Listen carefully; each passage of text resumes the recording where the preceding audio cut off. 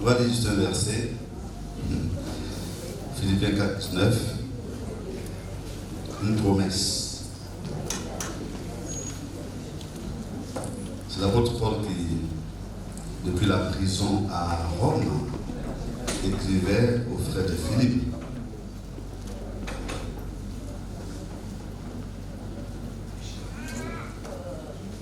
Il répondait à leurs dons qu'ils lui ont envoyés par Épaphrodite. Et dit qu'il a reçu ce don, qu'il est dans l'abondance, et que ce don était un sacrifice d'une bonne odeur. Ce matin, les dons qu'on a reçus sont des sacrifices d'une bonne odeur. On appelle ça les dons de libéralité. Les sacrifices de libéralité. Voilà. Donc, il y a la promesse qui est attachée à ça, que nous voulons lire. C'est la pensée que j'ai eue en pensant au message de ce matin. Et mon Dieu pourvoira à tous vos besoins, selon sa richesse, avec gloire en Jésus-Christ. Merci Seigneur pour cette parole. Va ce matin toucher tes enfants, rassurer, guérir, et que chacun retourne chez lui en paix. Au nom de Jésus-Christ. Amen. C'est une promesse. C'est une promesse.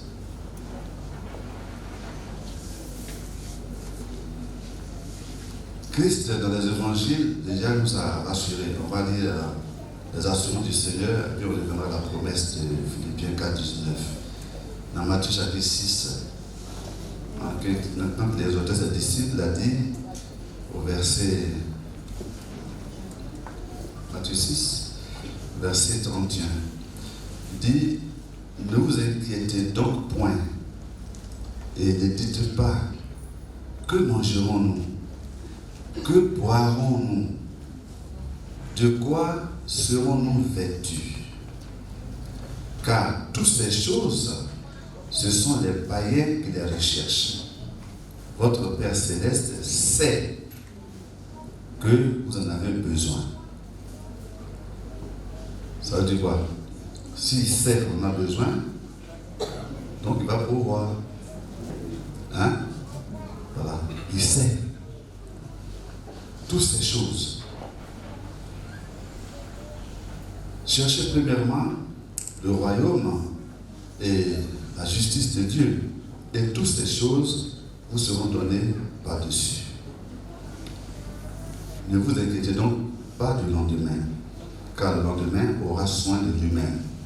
À chaque jour suffit sa peine. Donc, Christ, notre Seigneur, ici nous rassure. Nous rassure. Parce que l'inquiétude au sujet de nos besoins nous déstabilise et nous empêche de marcher correctement avec le Seigneur. Ça nous déstabilise et même ça peut nous rendre malades. Parce que à force de s'inquiéter, on peut avoir des palpitations, on peut avoir un ulcère d'estomac, on peut avoir même un AVC. Donc, ne vous inquiétez donc pas, parce que votre Père Céleste est au courant de vos besoins et il se prépare à y pourvoir.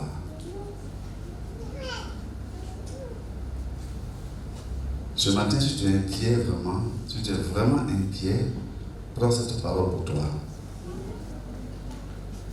Hein? Prends cette parole pour toi.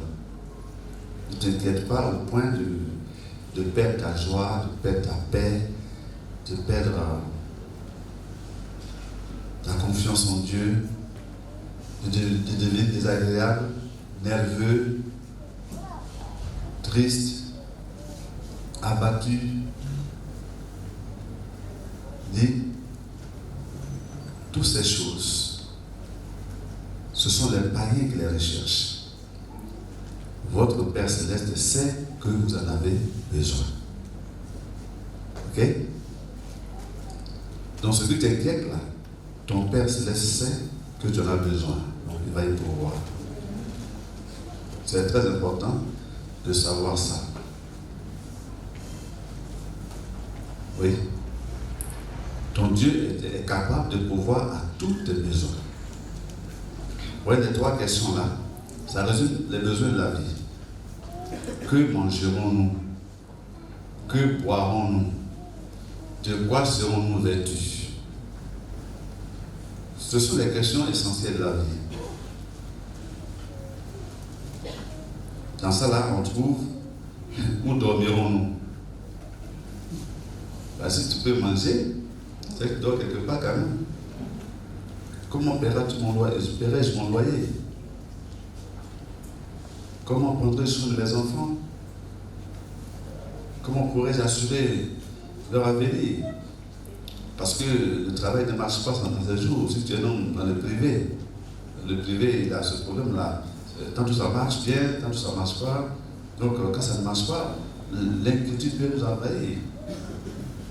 Quand les enfants qu'on a eus ne suivent pas un bon chemin, sont dans la mauvaise compagnie, et qu'ils sont emportés par la drogue, le sexe, et qu'on est des parents chrétiens consciencieux, on est gêné, on est troublé. Ce sont des besoins de tout ça. Mais le Seigneur dit de ne pas s'inquiéter parce qu'il va pouvoir. Amen. Ok? Et donc Paul dit, et mon Dieu pourvoira à tous vos besoins. Alors, il précise bien, tous vos besoins. Donc, sans exception. Bien sûr, il ne parle pas de convoitise charnelle. Parce qu'il y a le convoitise, il y a les besoins. Ouais. Il y a l'autre convoitise, et puis il y a les besoins. Le convoitise, ce sont les désirs charnels, insatisfaits. Ok? Si tu es marié, que tu dois avoir une deuxième femme, c'est une convoitise. Dieu ne pourra pas ce besoin-là. Hein? Si tu es un jeune homme et que tu viens avoir un pistolet, ça fait quoi qu'un pistolet? Ça, c'est pas un besoin. Mais si tu es, par exemple, un jeune homme et que tu veux te marier, et que tu veux te marier dans le Seigneur, ça c'est un besoin normal. Hein? Si tu es dans le Seigneur, et que tu vas marier, tu vas te marier dans le monde. Ça c'est pas un besoin normal. C'est une convoitise. Ça veut dire que on se marie dans le Seigneur. Ou bien, tu peux avoir besoin de quelque chose de légitime, mais la motivation n'est pas pure. Tu veux avoir ça pour qu'on te voit. Pour faire malin, quoi. Si tu veux malin, donc c'est une convoitise. Tu ne pourras pas des choses pour que tu fasses malin. Tu donneras des choses dont tu as vraiment besoin, qui te seront utiles, qui vont te construire, qui vont te permettre au niveau physique de t'épanouir, au niveau social de t'épanouir. Même pas pour faire malin ou pour davantage séduire plus d'hommes ou plus de femmes. Non. Donc pour tous les besoins, Dieu dit il est engagé. La nourriture est un besoin. Donc Dieu fait en sorte que tu ne manques pas de nourriture. Le vêtement, c'est un besoin. Avoir de l'eau potable, c'est un besoin. Aujourd'hui, pouvoir communiquer, donc avoir un téléphone, c'est un besoin. Et Dieu dit, il pourvoira à tous tes besoins. Donc, si tu es célibataire, tu veux te marier, c'est un besoin. Dans le Seigneur, c'est un besoin. Et Dieu dit, il pourvoira à ce besoin. Si tu es chômeur, que tu n'as pas de travail, et que tu en cherches, c'est un besoin. Et pour pouvoir manger tout ça, il faut travailler aussi. Donc, Dieu aussi est engagé à pourvoir aux besoins du travail. Si tu es étudiant, et que tu as eu tous les diplômes qu'il te faut, que tu dois aller faire des études à l'étranger, c'est un besoin que tu partes. Dieu pourvoira ce besoin. Donc il faut qu'on soit juste rassuré que donc, Dieu est engagé à pourvoir à tous nos besoins. Il dit tous nos besoins, donc ce n'est pas limité. Il n'y a pas des choses, des besoins qui ne peuvent pas satisfaire et des besoins qui peuvent satisfaire. Il dit il pourvoira à tous nos besoins. Donc, tu es un jeune couple, tu vas avoir un enfant, c'est un besoin. Dieu va pourvoir. Ne t'inquiète pas, Dieu va pourvoir. Ok? Voilà. Vous avez une vie de couple un peu difficile, vous n'avez pas joué les deux bouts, vous voulez avoir une vie meilleure. C'est un besoin. Il va y pourvoir. Il faut juste être connecté. Et puis faire bien le travail que tu es en train de faire. Dieu pourvoira. Ok? C'est vraiment important de savoir que nous avons un Père là-haut qui nous aime et qui vient pourvoir. Et ce qu'on vit ces temps-ci a accru ma conviction que notre Dieu peut pourvoir à tous nos besoins. À tous nos besoins. Vous voyez, ce véhicule est un grand témoignage. Ça a changé quelque chose en moi. Parce que je pensais qu'en Afrique, on ne peut pas avoir, les chrétiens d'Afrique ne peuvent pas acheter un véhicule neuf. Donc pour moi, c'est un véhicule d'occasion. Donc je suis champion dans le véhicule d'occasion. J'ai eu une Subaru. C'est mon premier véhicule d'occasion. On l'appelait Elisabeth. Une voiture d'occasion sans papier. Après, j'ai eu une Renault 12. Après, j'ai eu une Nissan Patrol. Ouais, ça va en montant. Après, j'ai eu une Nissan Sunny petite. Et puis après, j'ai eu une Toyota 4Runner, encore grande. Et puis, après, j'ai eu la Honda CR-V. Et je m'étais organisé pour avoir une autre occasion encore, Toyota FJ Cruiser, bien haute à cause de l'expérience que j'ai faite à Zou, là, où ma voiture en bas a été déchirée par le gravier et tout ça. Donc il fallait une voiture un peu plus haute. Mais c'était une occasion. Et puis on arrive au quarantenaire, et puis Philippe me dit, il dit, parce que je te demande pardon, laisse-moi faire, laisse-moi parler, ne me dis rien, ne m'empêche pas. Mais il va dire quoi, il ne sait pas qu'est-ce qu'il va dire. Et puis il me dit, il ne faut pas Dieu l'empêcher. Je dis, bon, mais je t'ai rien dit, il faut faire ce que tu veux faire, mais moi, c'est pas ce que je voulais dire. Et puis il vient, il dépose devant l'église. On va le passer à trop, une voiture d'occasion, c'est tout au garage, tout en. Maintenant on peut une voiture de. Je dis, j'étais fâché dans mon cœur comme ça. Mais qu'est-ce qu'il est en train de faire là? Mais tu as dit qu'il n'est pas parlé, qu'il ne va rien dire. Donc ma bouche était fermée, je lui ai dit, il faut dire ce que tu veux dire. Et puis, mais j'ai dit, mais non, mais c'est pas possible. Mais comment? Des gens qui ont même payé un vélo pour moi, ils vont payer une voiture neuve. C'est trop d'heures demander. J'étais assis moi sur le pied dans mon cœur, j'étais en train de bavarder. Dieu m'a laissé bavarder. Quand je me suis dit maintenant, le Saint-Esprit prend le relais maintenant. Il dit, ah non, toi ta foi là, c'est foi de voiture d'occasion. Tu ne veux pas croire que moi, je peux te donner une voiture neuve. Et la honte m'a envahi pour ça. J'étais assis sur la scène là. Philippe dit, il fait son discours, moi il était en train de lutter, moi sur la vie. Je dis, Seigneur, pardonne-moi. Pardonne-moi. J'ai foi de voiture d'occasion. Vous prendre ma foi pour avoir une foi de voiture de. Et puis voilà, la paix vient dans mon cœur et j'ai accepté le projet. Et puis voilà, c'est devenu une réalité. Dieu m'a confondu. Les chrétiens d'Afrique peuvent donner une voiture neuve à leur pasteur. Amen. Ça, c'est la parole.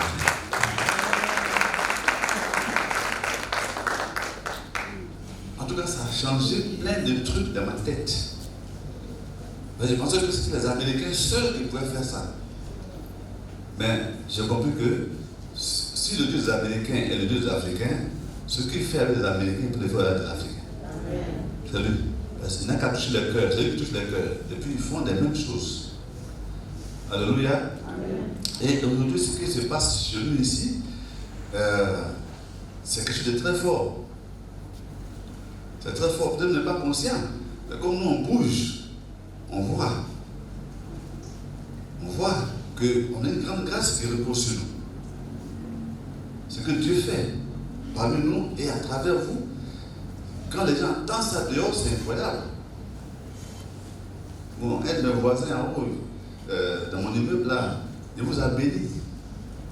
Il dit, mais ce sont de bons chrétiens. Ça, ce sont de bons chrétiens. Quand ils ont vu la voiture. Il dit, c'est qui? C'est le vieux. Oui, c'est son don d'anniversaire. Ah bon? Mais ça, ce sont de bons chrétiens. Vraiment. Il dit, vous êtes des chrétiens. Il dit, vous êtes de bons chrétiens. Vous êtes de bons chrétiens, vous êtes de bons croyants. Et donc, les gens vous bénissent. Mais voilà, Dieu peut pouvoir. Mais une surprise, c'est que on ne savait pas qu'après ça, il y avait des dépenses. Hein. La voiture est arrivée, non? J'étais dans l'avion quand la voiture est arrivée. Donc, je n'ai pas pu la voir. Donc, je dis, bon, je vais me renseigner sur l'assurance. Maintenant, un truc de 300 000. Et quand j'ai demandé 1,36 million, 65 000, je dis, quoi? Voiture neuve, hein? 1,65 million. Comment faire? Toi, j'allais te dire encore au frère qu'il faut payer l'assurance 1,65 000. Seigneur, bon, ça, je ne vais pas leur dire ça. Il dit à l'assurance, mais est-ce qu'on peut payer 3 mois? Il dit non, on ne peut pas payer 3 mois. Minimum, c'est 6 mois. Et 6 mois, tu payes 630 000. J'étais déjà là-bas. Parce que je vais dire, va venir chez moi. Je n'ai pas lui dire que je veux la pour payer à tout. Donc, qu'est-ce que j'ai fait? J'ai mis ça devant le Seigneur, la prière. Et avec les interventions que j'ai eues là, Dieu a pourvu. C'est-à-dire que Dieu touché là, 500 $. Comme me donne là, les mains. Je reçois des gardes. Je reçois des gardes. Donc, en fait, je ne veux pas payer quelque chose même. Hein? Petit pouvoir. Les femmes, vous avez vu dans votre foyer de sécurité. La sécurité est en Dieu. Hein? Ce n'est pas en fouillant dans le téléphone de votre mari pour voir s'il est fidèle ou pas. Ce n'est pas en le talonnant. Tu as quitté où? Pourquoi tu ne peux pas rentrer? Non, votre sécurité, c'est en Dieu. Si vous voulez être rassuré, adressez-vous à Dieu, la prière. Il pourvoira à votre besoin de sécurité. Il pourvoira.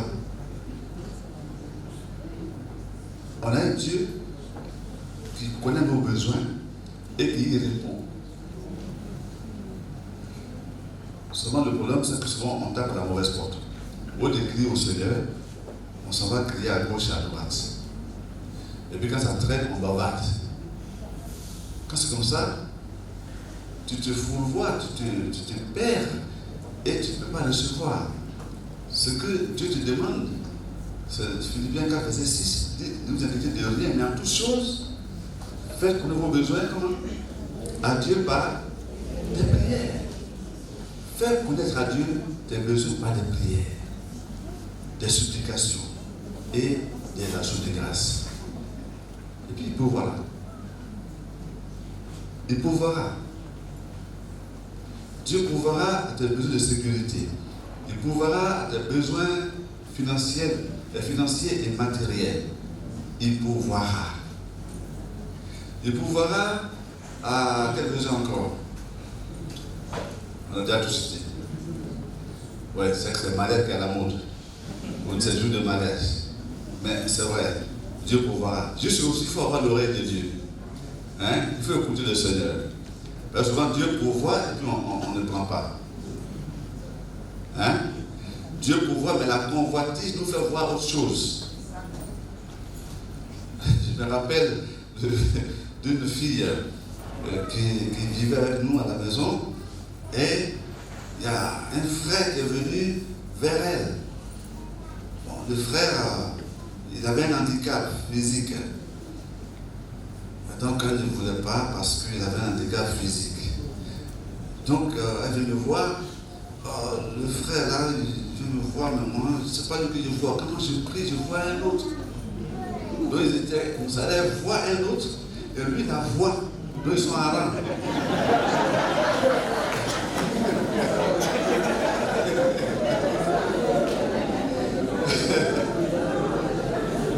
Alors, puis moi je lui ai dit, ben, comme moi je suis au courant de tout, celui qui est là, regarde là, lui aussi il regardait quelqu'un. Il ne regarde pas, lui il regardait quelqu'un. Et celui qui la regarde là, elle ne le voit pas, c'est celui qui est devant. Et puis moi je lui ai demandé, mais est-ce que tu sais, si celui que tu as en train de regarder là, est-ce que tu sais ce qu'il est en train de voir quelqu'un d'autre? Au moins il y a un qui te regarde là. Il faut prendre ça d'abord, mais ça demande le Seigneur. Demande à Dieu, Seigneur, est-ce que c'est vraiment lui que tu m'as envoyé? Ne n'est pas son handicap. Il peut être handicapé, il peut être un bon mari. C'est pas, un bon mari, ce n'est pas une affaire d'handicap ou de bonne santé. C'est une affaire de cœur. Donc, prie Dieu. S'il dit que ce n'est pas lui, là tu as au moins prié. Mais il ne faut pas l'éliminer d'avance parce que, bon, il est handicapé. Dieu merci, elle a la sagesse de prier. Et quand elle a prié, elle a commencé à aimer le monsieur. Ah, aujourd'hui, le monsieur est devenu un grand homme d'affaires. Il a des réalisations. Ce qu'il n'avait pas avant. Mais maintenant, il a des réalisations. Il est handicapé, ils ont près de 6 enfants, elle a un salaire mensuel. Ce qu'elle ne peut pas imaginer avant. De regarder là, elle ne peut pas penser à avoir un salaire par mois. Mais ce handicapé là, il a chéri, il s'occupe bien d'elle. Les sœurs, ne regardez pas l'apparence. Ok? Voilà. Ne regardez pas l'apparence. Celui qui vient vers vous, là vous me mirez. Considérez la chose de la prière. Voilà. Dieu veut pouvoir, mais nous-mêmes, on a des choix charnels qui font qu'on ne peut pas recevoir ce que Dieu nous donne. Or, ce que Dieu nous donne, c'est ce qui est meilleur pour nous. Donc, ne considérez pas l'aspect extérieur. Quand un frère s'approche de vous, prenez le soin, le temps d'aller dans la prière. Juste demandez au Seigneur, Père, est-ce que c'est lui? S'il dit oui, prenez-le. Même si, comme disait le pasteur, il a un gros nez, prenez-le. S'il a des grandes oreilles, prenez-le. Parce que Dieu a dit oui. Mais si Dieu a dit non, c'est non. Mais si tu as dit oui, prenez-le. Maintenant, si toi tu viens lui dire, c'est lui à qui t'a dit. T'as dit, je dis, c'est lui qui t'a dit. Je ne m'occupez pas de ça. Dieu vous a dit oui, prenez votre gars de la vie. Et c'est comme ça que vous allez avoir. C'est ce que Dieu a mis pour vous, à part, et votre besoin sera pourvu. Mais si vous allez faire l'apparence là, ça change, hein? Ça change. Vous pouvez dire aujourd'hui que je veux un homme qui est un grand cadre dans une grande boîte quelque part. Ok. Mais c'est vrai que dès que vous le prenez en dedans, la boîte est fermée. Vous faites un coup comment? Donc, ne regardez pas à l'apparence. Les filles, ne regardez pas à l'apparence. Amen. L'apparence est trompeuse. Hein?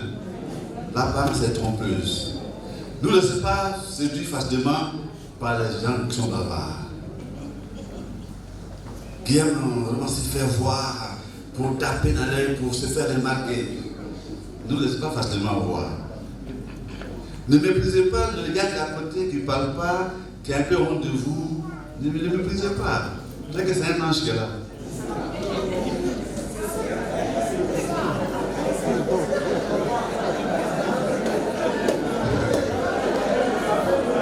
On dirait que je chante les livres de quelqu'un.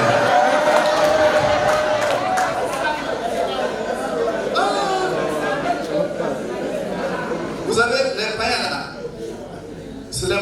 fatiguer les filles là. Elles croient, parce qu'ils ont une langue mielleuse.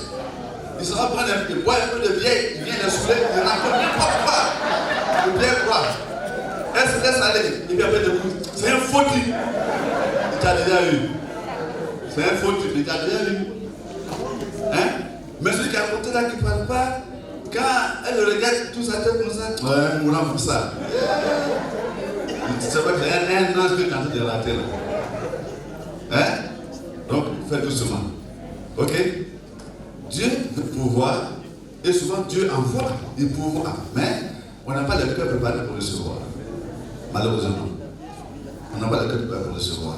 Si on a le regard ailleurs, on regarde le bling-bling, on veut faire les choses comme dans le monde. Non, non, non. Nous sommes en Christ.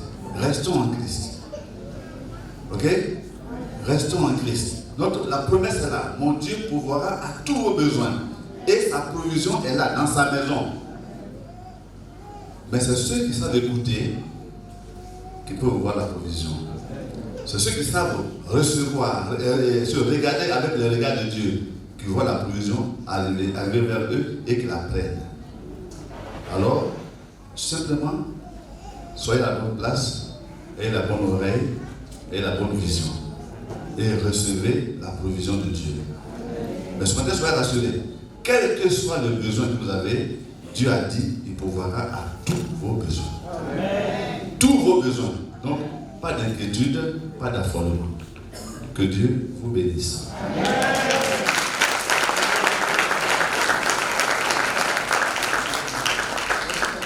Ok, on va prier le Seigneur.